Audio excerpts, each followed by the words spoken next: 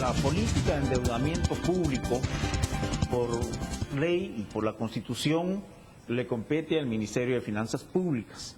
Este ministerio es el órgano rector de la deuda pública en el país.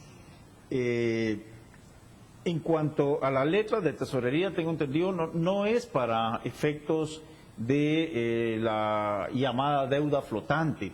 La letra de tesorería, el Ministerio de Finanzas Públicas se estima colocar hasta 2.000 millones de quetzales y con ello poder atender las necesidades de flujo de fondos que tienen para poder ir cumpliendo con sus obligaciones mensuales. Estas letras de tesorería, por disposición legal, deben de pagarse en el mes de diciembre, dentro del año corriente, ¿no?, dentro del ejercicio fiscal. Ahora, respecto de la deuda flotante, es un tema que se ha venido discutiendo a nivel de círculos políticos y económicos y de analistas.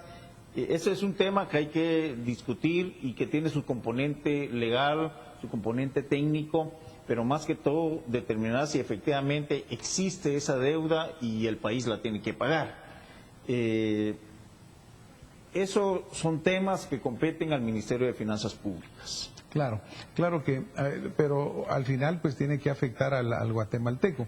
Ahora, ¿qué pasa en el caso de la persona en la audiencia que nos está viendo y nos preguntará, bueno, está bien, yo oigo los números que dan, oímos que estamos pues muy cerca de llegar a un grado de deuda que ya no podemos manejar, pues hemos visto lo que ha pasado en los famosos países de los PIGS de Europa y que han habido pues de inflación hasta tremendos casos.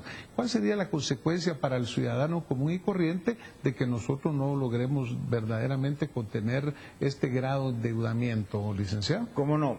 Por supuesto. Usted mencionaba, doctor, de que nuestro país tiene niveles de endeudamiento bastante bajos comparado con muchos países de Latinoamérica, y efectivamente así es. Sin embargo, nuestra limitación, como indicaba, está en cuanto a capacidad de pago. Y esto está muy relacionado con la carga tributaria y el nivel de recaudación que tiene nuestro país. Guatemala es uno de los países que tienen los niveles más bajos en cuanto a carga tributaria y por lo consiguiente eso limita los niveles de endeudamiento que podamos tener. Esto se tiene que manejar prudentemente. Ahora, ¿qué efectos tiene para el guatemalteco altos niveles de endeudamiento? Tiene efectos, por supuesto. Endeudarse más significa tener mayores déficits fiscales. Y un mayor déficit fiscal conlleva a presiones inflacionarias, es decir, que los precios tienden a subir cuando hay mayores déficits fiscales. Esto también tiene incidencias en la propia actividad económica a través de los costos, como las tasas de interés, por ejemplo, para préstamos. Si se incrementan, esto tiene incidencias también en el costo de la vida y tiene incidencias también en el ámbito cambiario.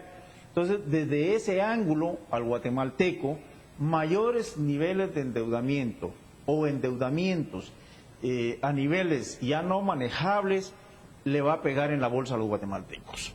Esto le va a pegar a la bolsa en el sentido de que el precio de los bienes y de los servicios pues va a ser más caro, ¿verdad? Y esas son las consecuencias. Y por esa razón, nosotros en el Banco Guatemala tenemos un objetivo fundamental, como lo es de promover la estabilidad en el nivel general de precios. En otras palabras, tratar de mantener una inflación baja y estable. Nosotros, con política monetaria, a través de una serie de acciones que tomamos, propendemos a tener esa estabilidad en el nivel general de precios, precisamente para generar condiciones de estabilidad macroeconómica y financiera en el país que permita a los empresarios nacionales y extranjeros invertir y generar empleo. Pero también esta política monetaria tiene que ser apoyada con una política fiscal prudente. ¿Prudente en qué sentido? En el sentido de manejar déficits fiscales bajos, prudente en el sentido de manejar un endeudamiento público razonable, de acuerdo con la capacidad de pago que tiene nuestro país. Reitero, doctor, al nivel que estamos ahorita aún es manejable nuestra deuda, pero sí es conveniente hacer una parada en el camino para definir una estrategia de largo plazo que nos permita llegar a endeudamientos públicos manejables y cuestionarnos también para qué nos vamos a seguir endeudando. Nuestra recomendación en todo caso es endeudarse para gastos de funcionamiento no es lo más idóneo. Aquí endeudarse para inversión, y cuando me refiero a inversión es inversión productiva, es decir, endeudarnos para hacer una carretera en la que se va a cobrar un peaje y que de ahí mismo se generen los flujos para el pago y que mejore la competitividad del país, o construir una hidroeléctrica o ampliar los puertos que conlleve a esa mejora en la productividad y competitividad del país, pues ahí se repaga. Pero si solo se usan los recursos públicos para gastos, para sueldos, eso no nos conduce a nada bueno.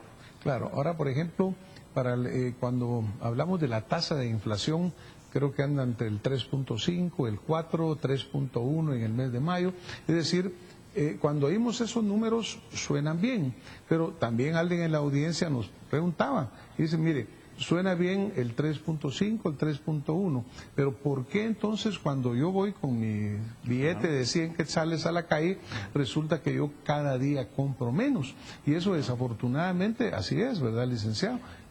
¿Cómo ponemos puntos, digamos, esta política macroeconómica que está manteniendo una inflación, digamos, aceptable contra la realidad con que el guatemalteco mira que cada día no logra comprar nada? Es correcto, doctor.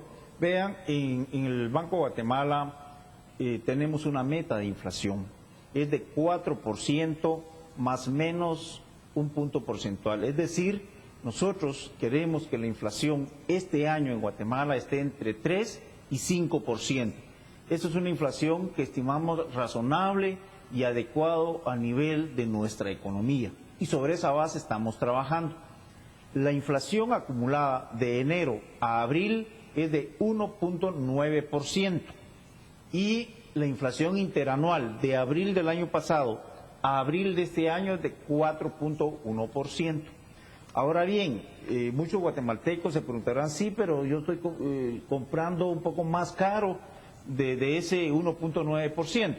Lo que sucede es que el índice general de precios conlleva una serie de bienes y servicios, son 442 bienes y servicios que componen la canasta para calcular el índice de precios. Dentro de esto, el rubro más importante es el rubro de alimentos y bebidas no alcohólicas, que pesan 29% de esa canasta. Y en términos interanuales, de abril del año pasado a abril de este año, el incremento en este rubro de alimentos y bebidas no alcohólicas ha sido del 8%, más de la inflación promedio. ¿Por qué se da eso? Bueno, hay una serie de aspectos que están incidiendo en estos precios. Se ha hablado mucho en los medios de comunicación del precio de la carne de res.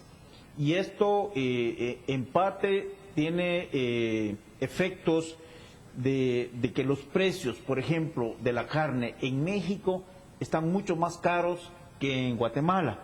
Y entonces los productores de carne deciden mejor vender su ganado del otro lado que venderlo acá, y se produce algún nivel de escasez en el país.